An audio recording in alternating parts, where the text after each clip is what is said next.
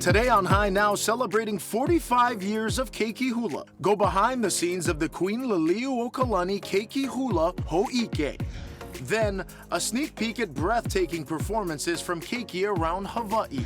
Plus, we take you inside the Hawaii State Archives, revealing some of the history and treasures within.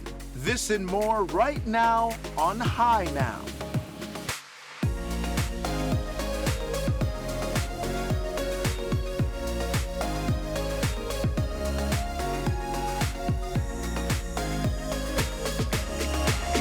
Aloha and welcome to High Now Weekender. I'm Kainoa Carlson. And I'm Lacey Denise. Mahalo for joining us today for a special edition of High Now. We celebrate 45 years of Keiki Hula. That's right, and you can watch the Queen Liliuokalani Keiki Hula Ho'ike on July 29th through August 1st. It'll be at 7 p.m. on K5. That's 4 nights packed with hula and culture, all in honor of Hawaii's last reigning monarch. Over the next hour, we'll be taking you behind the scenes of the production, which span across the Hawaiian Islands. Great project. Now, let me tell you, it's been amazing to be a part of this year's 45th anniversary. We got to watch some of this year's performances that took place at the Royal Hawaiian Center, and the Keiki there, so talented, the future of hula in very good hands. Their movements are so polished. They're and to so be good. that young and their expression always on point. It was so much fun down there. It was, and I have to mention, Lacey Denise is a straight rock star in the hula world. Every room she went into, all the Keiki just lit up when they saw you, so that was awesome to see. Auntie Lacey and Uncle Kainoa definitely had a good time down at Helumua. Now let's start off the show with a Hula Awana performance from the Kane of Halau Hi'iaka i Nā Makalehua.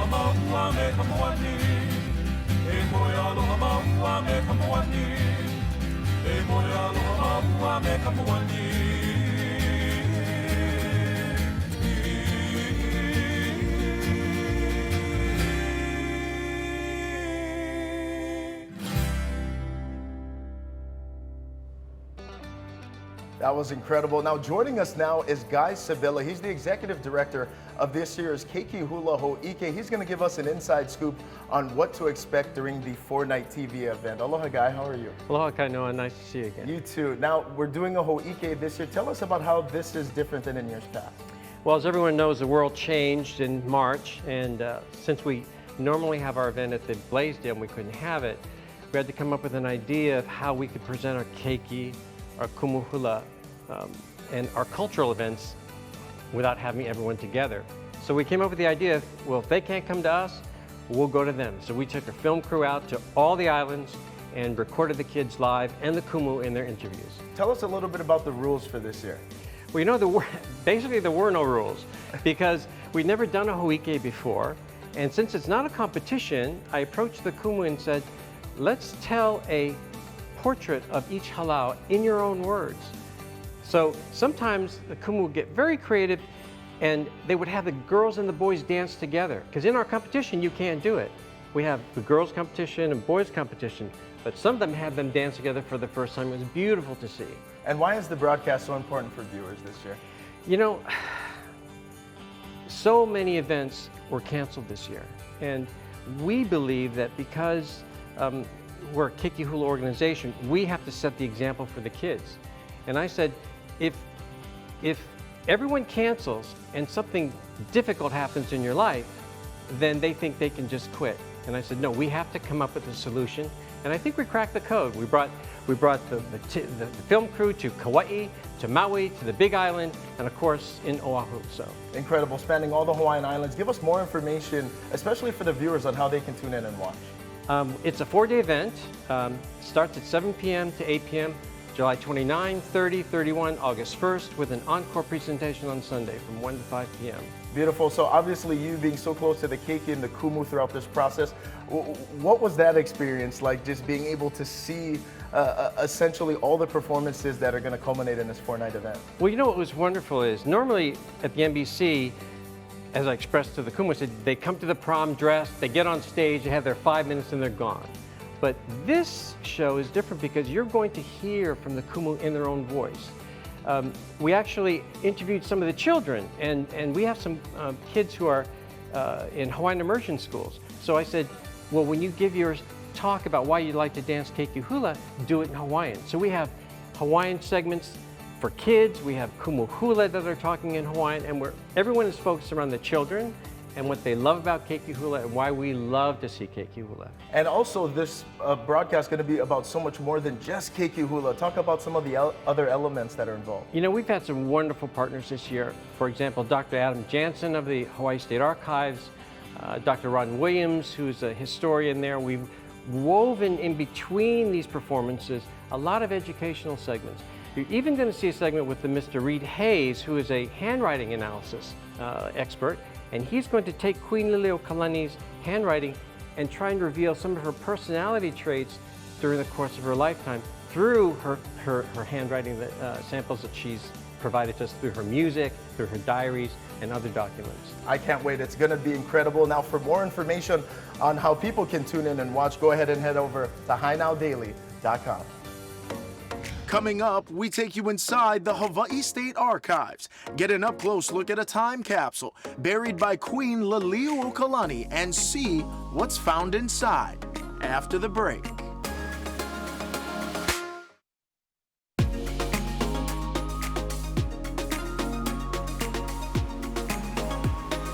Welcome back to Hi Now Weekender. The Hawaii State Archive serves as a keeper of public memory to ensure that notable people and events are never forgotten. State Archivist Dr. Adam Jansen is here to tell us more about the treasures hidden inside. Aloha, thank you so much for joining us. It's an honor to be here. Tell us about the archives. So the Hawaii State Archives is a division under the Department of Accounting and General Services, and it's comprised of 2 different branches. We have the Records Management Branch, which is in charge of efficient and effective operation of government information. And then we have the Historic Records Branch, and they maintain the public archives. And that's what most people think of when they think of the archives. That's the building that has all the immense, amazing treasures. What is its mission? So the mission of the Hawaii State Archives is to preserve the public archives, to arrange, describe, and make those accessible. So we've taken that to mean we are the keepers of public memory. So if there's an event, a person, an organization that in some way has shaped Hawaii's history, it's our duty, whether they're government or outside, to make sure that they never fade from public memory. And expanding on that, what types of materials are there? So the building has an immense treasure of materials. We have over 650,000 photographs from the 1850s to current, 10,000 rare books, starting with Cook's expedition to the South Pacific. We have thousands of maps, and we have over 14,000 boxes of records, with the oldest dating to 1790. Wow. Can anyone come and do research there? It's the public archives. It's not the government's archives, it's not our archives. We hold these records in the public trust for the people to be able to research their history, find their kupuna, answer their questions. So it's open to anybody for any reason. I know there's a lot to choose from, but if you had to pick just three, what would be the top three treasures at the archives? That's really difficult. I would have to say we are the holders of some of the only documents in the Western Hemisphere signed by Kamehameha Paea. Wow. And absolutely amazing to see his mark on that document and know that he held that. We there's a letter from President Abraham Lincoln in 1863 expressing his profound sorrow on hearing the death of Kamehameha IV. It just shows how important Hawaii was on the world stage. And lastly, because I'm like a super nerd, it would have to be the moon rocks. Because these were moon rocks from Apollo 11 and Apollo 17 that were brought back, not just the rocks themselves, but the Hawaiian flag that was brought to the lunar surface and brought back and gifted to the people. Wow, I need to come and visit you Absolutely. soon. In the next segment, we're going to be taking a look at a time capsule. Can you tell us about that? Yes, so in 1912, the Board of Education wanted to commission a new elementary school, and they named it after somebody who education was very important to them, the Queen Liliuokalani Elementary School. And because of that dedication, Her Majesty got to pick half the contents that went into that box. She picked it. She picked it. Wow. Okay, let's take a look at it. Okay.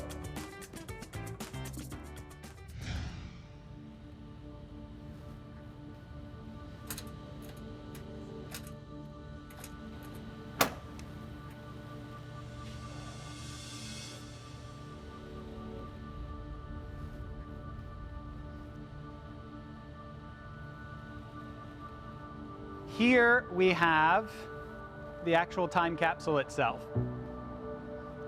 The copper box that was set in the cornerstone in 1912. And as you can see, it's not very large.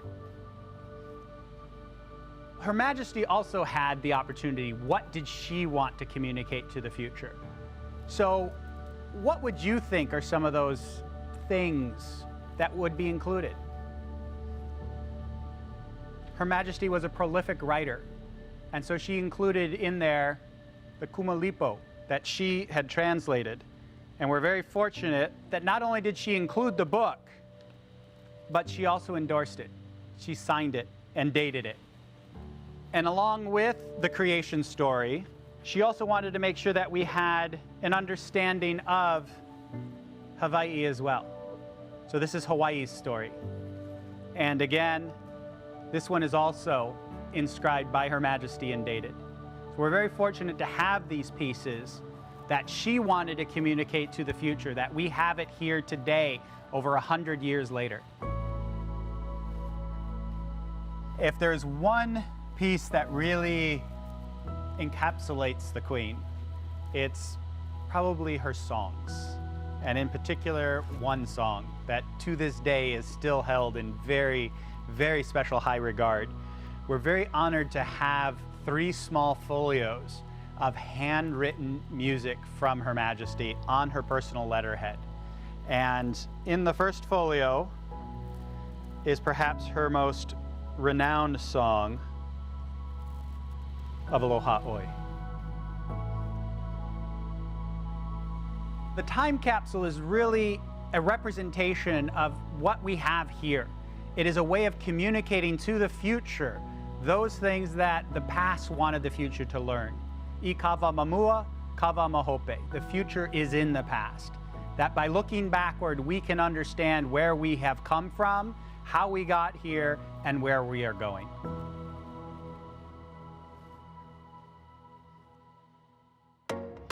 Still ahead, meet an expert in graphology, what he discovered about the Queen's manuscript of Aloha Oi. Plus, learning about character traits through handwriting.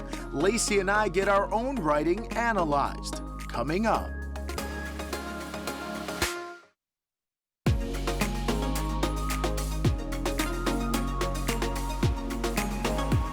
Welcome back to Hi Now. You know, among the ways we can get to know notable figures from the past is graphology or handwriting analysis. So Reed Hayes is a certified handwriting and document examiner who actually has done some work analyzing the Queen's manuscripts, and he's here to tell us all about it. Aloha, Reed, how are you? Aloha, I'm great. Happy to be here. When you're looking at handwriting, what is the first thing that you're looking for? Well, I've done it for so long that things just jump out at me. I generally get a general feel of the handwriting, whether it's soft or rounded or angular. I look at the slant, the spacing, the way the loops are formed, the T-crosses, everything really. Oh, crazy. I didn't even think that much goes into it, but what if someone's handwriting changes day to day? That's a really good question, because your handwriting is a reflection of who you are at the moment that you're writing. So depending on how you're feeling, your writing might change somewhat. If you're on medications, your writing might appear different. As you go through different periods in your life, your writing might change according to the things that are happening in your life. But generally, there will be characteristics in your writing that will remain constant.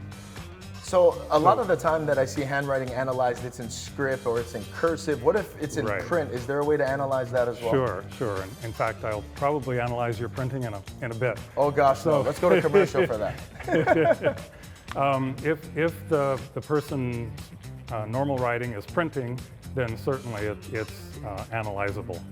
And is handwriting analysis recognized by the courts? Talk about that. Well, graphology, meaning the study of character or personality through handwriting, is generally frowned upon by the courts, although there have been cases where graphologists have testified to the mental capacity of people in court.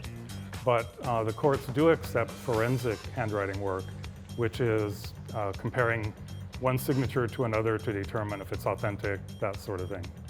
Talk a little bit about forensic handwriting analysis. Well, most of my work nowadays is forensic handwriting work.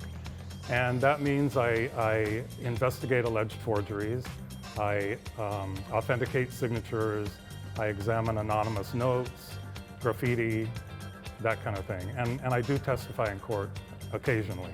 Oh, interesting. Yeah. When did you know that handwriting and being a part of this was going to be such a big part of your life? I kind of knew when I was 18 years old. My mom took me to a handwriting analyst, and I'd never met this person before, but she told me things about myself that were totally accurate, and that she couldn't have guessed, and that my mom would not have told her.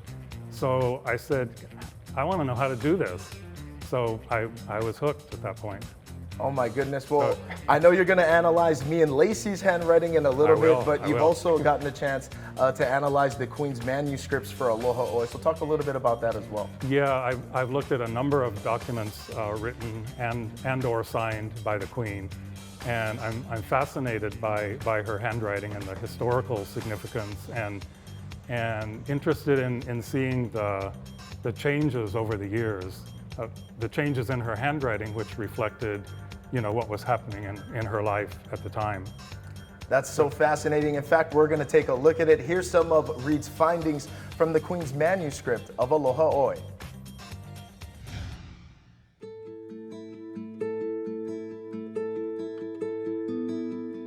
The way we put words to paper, it's a reflection of character and personality, and it really does indicate who we are. The Queen's handwriting, to me, is very rich in what it has to tell us about the woman and the Queen that she was. The earliest writing that I have of the Queen's is dated 1874, and it's from one of her diaries. It's on unlined paper, but the lines are very, very evenly spaced, and the words are evenly spaced. So all of that tells me that she was a very together kind of person. Her writing at that time was fairly small, which tells me that she was focused and able to concentrate. And also her eye dots, everyone is placed right where it should be. So that indicates that she was very attentive to minor details. The Aloha Oi manuscript I find very interesting. The fact that this writing is much more soft and rounded and gentle. It slants forward, so she was emotionally responsive, people-oriented. She was a feeling person, someone who followed her passions, basically. You kind of have to look at the subject matter. I mean, she was writing, tender, emotional, sensitive songs, but she would not let her emotions cause her to be impulsive because of all of that regulation that I mentioned, which kept everything in control and gave her a sense of poise. I know from her handwriting that she had strong principles. The lowercase letter K is very large compared to the letters around it, and it's what I call a pop-up letter. Letters that are too large or that pop up out of place indicate to me someone who is defiant. Defiant people are independent, they stand up for their own rights, and they're often stand up for the underdog because they know that personal rights are important. And that was a trait that she had throughout her life. She was very firm in what she believed, and she would stand up for those principles.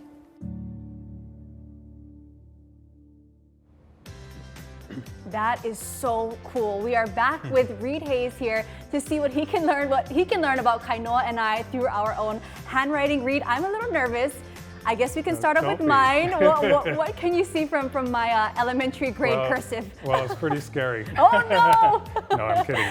So, I have samples of both your printing and your cursive. Okay. And I'm assuming your printing is you're Definitely, more comfortable with the printing. By far. I can see, yeah. So it's quite large and rounded. So those two things together tell me that you're people-oriented. People with rounded writing tend to be emotional and feeling and relate well to people. That's positive. I like that. Keep going. So the rounded formations in your letters M and N especially indicate the manner in which you think, which is what I call a cumulative thinker. In other words, you take things one step at a time, you add fact upon fact upon fact, and add to what you already know through experience and training and whatnot. Usually cumulative thinkers are tactile people, so they like to touch and feel and experience. You're the kind of person who, if you see a sign that says wet paint, you might be tempted to go see if it's really wet. No. What else can you tell me about my writing? I know sometimes it also depends on where it's placed on the paper too. Like, there's all different factors with that. Well, your writing is well organized on the page, and it's quite consistent overall. Not only in the way the letters are formed, but in the spacing and arrangement. So that tells me that you have it's like an organized kind of approach to life, or consistent is the word I was looking for. You're very consistent, and you're at home with routine and doing things that are not big surprises to you. This is so crazy how much you know about me. If only my there's house. There's lots more. Well, I think we'll stick with the positives for now. Let's go and check out Kainoa's writing. All right. So Kainoa submitted both handwriting and cursive and printing to me. I can tell right away that he's not a cursive writer. So we'll talk about his printing. So his printing is very clear and direct. There are no unnecessary movements or strokes in the writing. So that tells me he's a very direct, no-nonsense kind of person. And he has a direct approach to life. He cuts out what's not important and goes directly to what is important. So your writing is more rounded, whereas his leans toward the angular side. So angularity, those people are analytical thinkers. They're the ones who want to know how, why, how does it work, how does it fit together, what does it mean? They're the people who ask questions. And if they don't have an answer to a question, they'll look for it. So sometimes analytical thinkers can be a bit critical of others, but Kainoa also has some softness in his writing, so I don't think that totally applies for him. His signature is interesting because both the first and last name rise upward. So that's an indication of optimism or hopefulness or looking up. So he approaches things from a positive perspective and expects the best outcome. Reed, thank you so much for keeping it positive. We were so afraid of the negatives, but thank you so much. We'll talk later. Yeah, we'll side chat in the break. During the break. We'll have all this up on HiNowDaily.com. Brought to you by Spectrum Hawaii. Up next, a colorful hula awana in honor of King David Kalakaua. See the performance from Halau Hula Olana when Hi Now returns.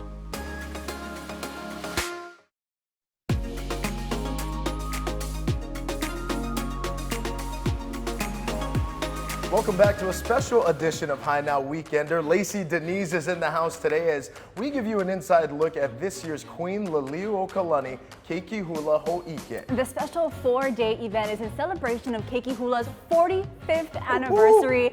Remember to tune in every night from July 29th through August 1st at 7 p.m. on K5. That's right, you don't want to miss it. And today we're giving you your first look at some of the performances by Halau from across Hawaii. And up next, we have a very special one from Halau Hula Olana. That's right, and the hula awana you're about to see is actually in honor of King David Kalakaua. Take a look.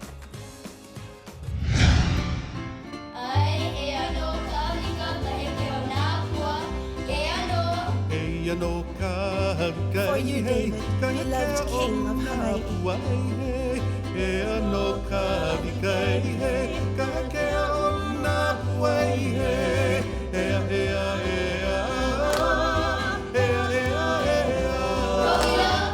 For you are the lightning in the east, the enlightenment of Hawaii.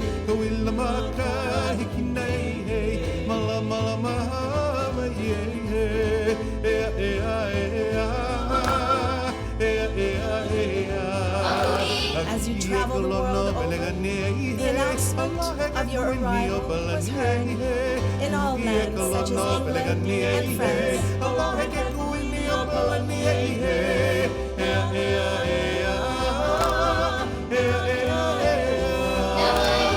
Of all the descendants of Hawaii, you are held in the highest esteem. O son of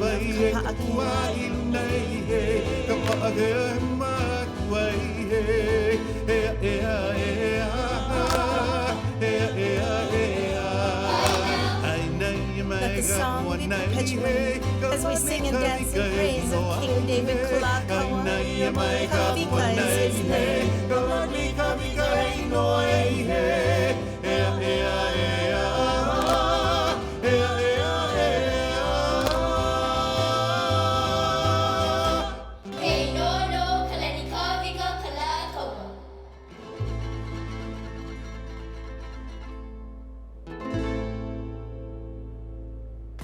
Hanaho! So Hanaho! talented! What a great performance! Oh yeah, that was amazing. And in fact, speaking of Keiki Hula, our very own Lacey Denise here, she competed in the Keiki Hula competition, and we have some video because we can do that. Hey! I was Look lucky at enough to compete when I was just 9 years old under the direction of Kumuhula Etua Lopez and Halau Hula Napua U'io Hawaii. You know, it's such an honor to be able to take part in this event and really showcase what your kumuha has taught you, your culture, and honor our beloved Queen Liliuokalani. What you see on stage is just a snapshot of the work that's put into the performance. Bet. You look amazing. Thank you. You start practicing months beforehand, memorizing your oli, perfecting each and every word, and nailing all of your moves. So you and your hula sisters really dance as one. Hands down, this is one of the best times of my life. That is amazing. My sister also grew up dancing. She competed with Halau Hula Mohala Ilima. Yeah. Oh gosh, that's a powerhouse. So, and you just kind of realize just growing up in Hawaii, being around it, just the kuleana that, you know, hula has, and Yeah. your kuleana to it to honor it, and the mele and the oli as well is amazing. It's so powerful. And in fact, Kainoa, I think we have some photos of Ooh, you dancing as well. hey, that's a throwback. I don't know what's worse for me today, my handwriting or my hula. I'm actually not sure yet. I think Both you are have to see pretty your bad, hula though. Both are pretty there bad. you are. Oh my goodness, yes, early days. Is this May Day? Like I said, that was a May Day, yeah. So just growing up in Hawaii, and again, I come from a really strong Hawaiian culture family with my mom and my tutu and my sister. So, you know, hula was bound to happen even for the kane in the family. Nice So, job, Kainoa. make sure you guys don't go anywhere. Watch the pros do some hula. We have more from the Keiki Hula coming your way. Still ahead, a special performance by Robert Casimiro and Nina Keali'i Vahamana from the Heritage Room at Kamehameha Schools. Don't go anywhere.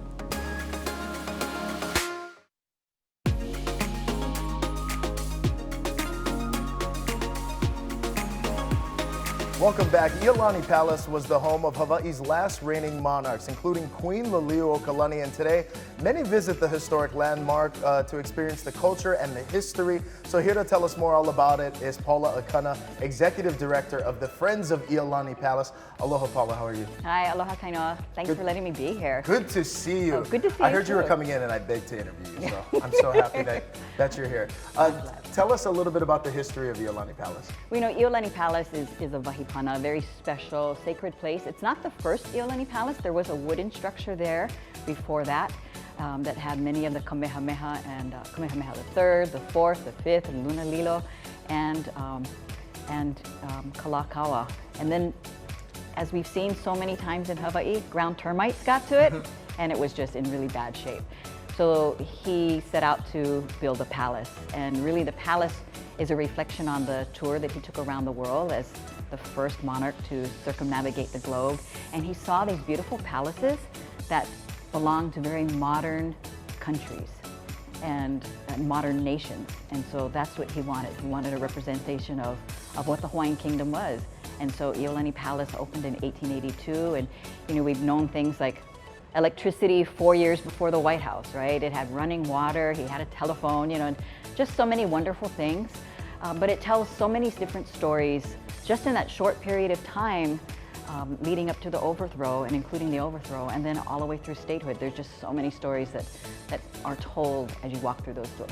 Absolutely, I've been there. It's a very special place. And the Keiki Hula Ho'ike event, obviously it's an honor. It's named after Queen Liliuokalani. Talk about her relationship with the Keiki. Well, first of all, when it comes to hula, right, she was such a beautiful composer. And so her songs and her chants make for so many wonderful hula and oli as well. But our queen didn't have any children of her own, but they hanai'd 3 children, and she loved Keiki. And there's so many wonderful stories about the queen and Keiki. She had a tortoise that she would let the kids come and play with. When she was at Washington Place, they would play baseball next door. There were schools next door. And one day, the story is told that the ball went over into the queen's property. So game over, everybody scrams, right? Yeah. But the one young boy knew the queen and the family, so he came in properly through the front gate and walked up to get the ball. And she's like, why don't you just jump over the fence? And from then on, they just jumped over the fence to get her ball. But she also did other things. She sponsored the 2nd Girl Scout troop in Hawaii shortly before she passed away. And earlier than that, she had been driving through, I believe it was Waikiki area, and she saw some boys kind of doing what looked like military, you know, excursions. And so she asked what it was, and it was a Boy Scout troop. And she says, do you have a flag? And they're like, no. And so she made a flag. Like she sewed the flag that had onipa'a on it, and they became the queen's own, basically. And so she really, really loved children. And that's what I really love about Keiki Hula, is because it's a learning experience for so many of our dancers, because they kind of deep dive into who the queen was and everything she represents to so many people on so many levels. Well, mahalo so much for being here. And for all of you at home, this whole segment will be up on HiNowDaily.com. Make sure you check it out and get educated about the Iolani Palace and everything that it has to offer. Brought to you by Dawson. Up next, we're taking you inside the Heritage Room at Kamehameha Schools for a special performance of Aloha Oi.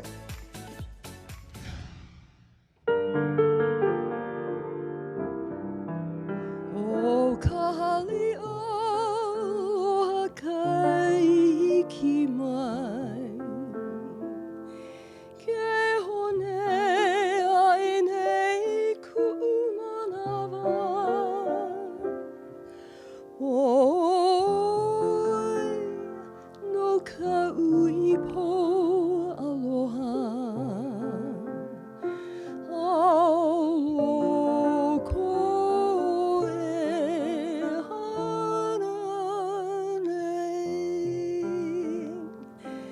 beautiful aloha oi. Is that the second verse? Yes, that's the second verse, and it's my favorite. Yeah, yeah. I always try to include that. When I hear you singing it, I remember the story and her down at Maunawili. Yes, so yes, almost yes. magical and so Yes. fantasy-like in a way. Yes. Have you ever recorded it? You know, I did years ago, but the album was only released in Japan. My story about Aloha Oi is I remember Mahi scolding me because, you know, like everybody else, I did it. Aloha Oi. And, you know, in his own kind of style, he says to me, that's not right. And here's how it goes. You sing it like this. Aloha Oi. So when I recorded it, I did that. I used it in that way, except that I think Roland and I recorded Aloha.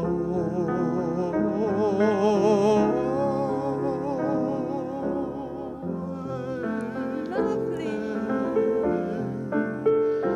Aloha.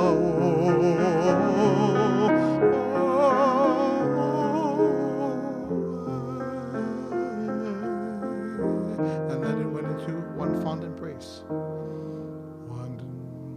One fond embrace, aho'i until we meet again.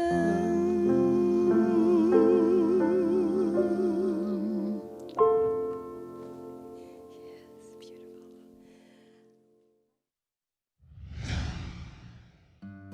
Hawaiian culture-based education at Kamehameha Schools benefits our Keiki because it allows them an opportunity to ground themselves in their identity as Kanaka Maoli, connects them to the stories of our people, helps them to recognize the resilience of our people, despite all of the trauma that perhaps they've gone through.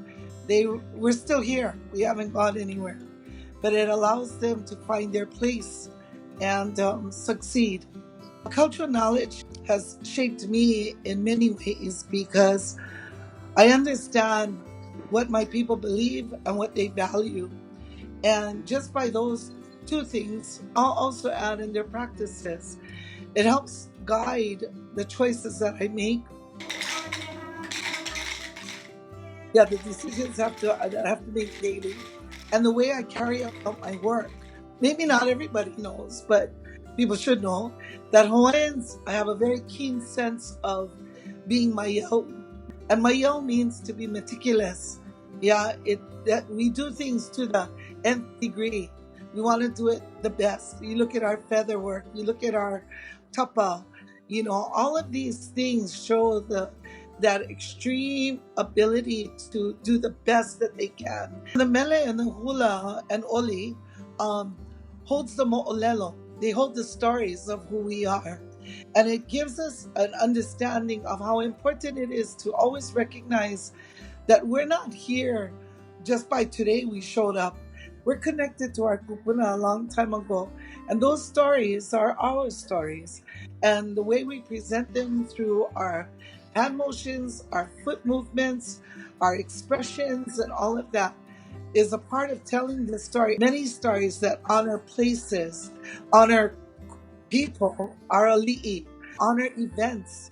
And these things help our children remember what's important to us as Kanaka Maoli. I think it starts first by recognizing the resources that are out there. Start with the Hawaiian Dictionary online, vehevehe.org. Start there.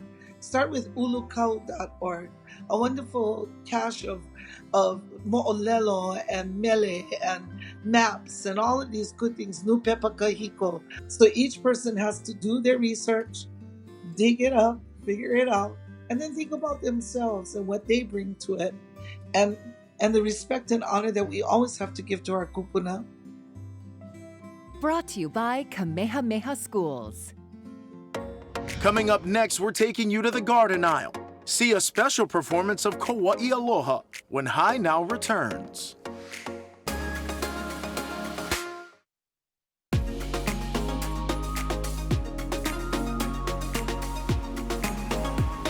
Welcome back to High Now Weekender. Lacey Denise joining me as today's co-host. Mahalo for being here to celebrate Keiki Hula's 45th anniversary. Thank you so much, Kainoa. It's been so fun co-hosting this year's Keiki Hula Ho'ike with you.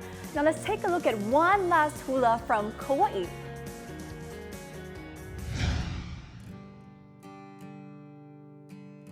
We are here to honor our queen on our aina, on our home island of Kauai. And our queen came to Kauai at one time and she fell in love with our island. And so it is that love, that aloha that she felt that we wanted to express today. And as we stand on the bluff and we look across at Kalani Pu'u, one can't help but to compare the beauty of our island to the beauty of our queen. Keiki Hula has been more than a competition for us. It truly has been an amazing journey. Our Keiki, you know, they've been provided a beautiful kahua or foundation by Breeze, Jeslie, and Jaden, their older hula sisters who have paved the way for them in a sense.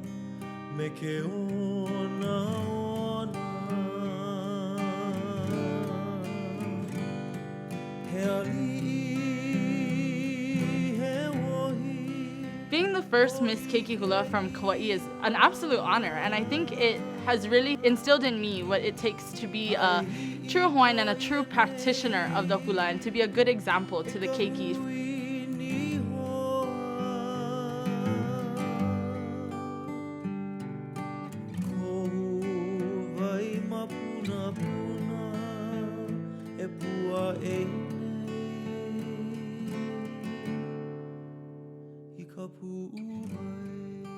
I have invited some very, very special people from our Kauai community, and my mind was to say mahalo to all those who played such a huge role in our journey.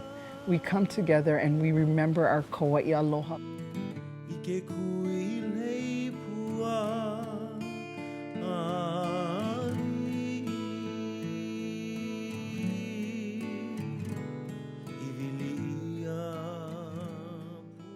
I got a little out of the box here, you know, and did a song, a mele, in all English. But I just want people to understand that Kauai, that Hawaii is such a special place, and the word aloha means so much. And it is in this time with COVID and all of these restrictions and learning, a lot of us learning truly what is important in life.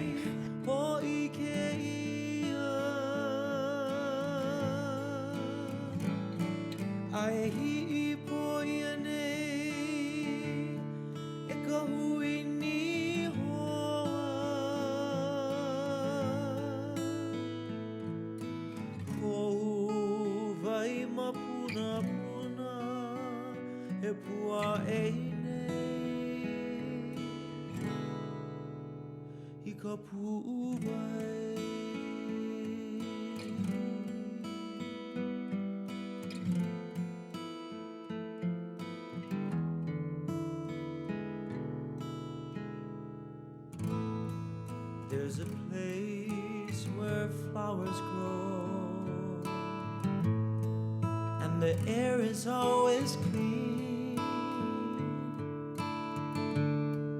where people live their lives to be free, to love someone, to live in harmony. There's a place where lovers go, walk along the beach. As the rays of sun shine softly on the water, and the ocean breaks gently on the reef. Kauai aloha, where waterfalls have no ending. Kauai aloha, in hopes to mark a new beginning. People working hand in hand, helping out a fellow man. Kauai aloha is the spirit of the land.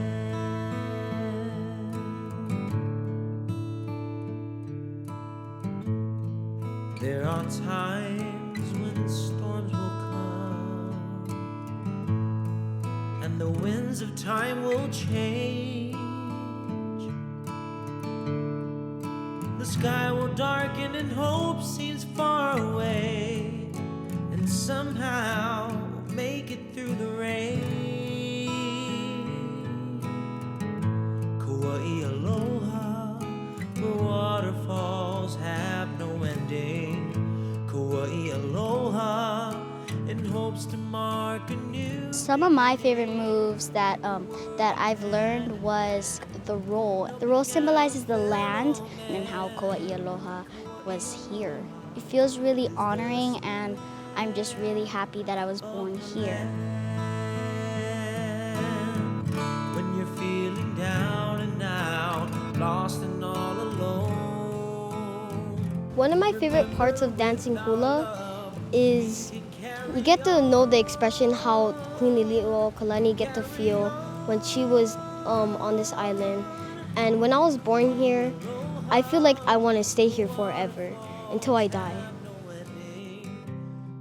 Kauai aloha, he mea aloha wa wala'a ki kahi makani pahili o ina o.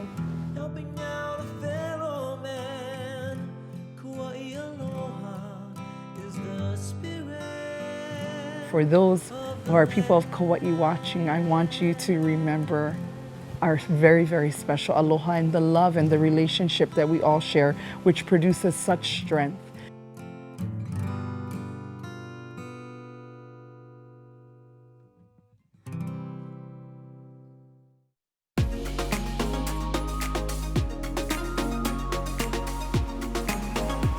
Mahalo for joining us on High Now Weekender. It's been a pleasure to have you here, Lacey, to talk about the upcoming Queen Liliuokalani Keiki Hula Ho'ike. It's been awesome. Thank you so much, Kainoa. Mahalo for having me. Now remember to tune in to the special Keiki Hula Ho'ike from July 29th through August 1st, every night at 7 p.m. on K5.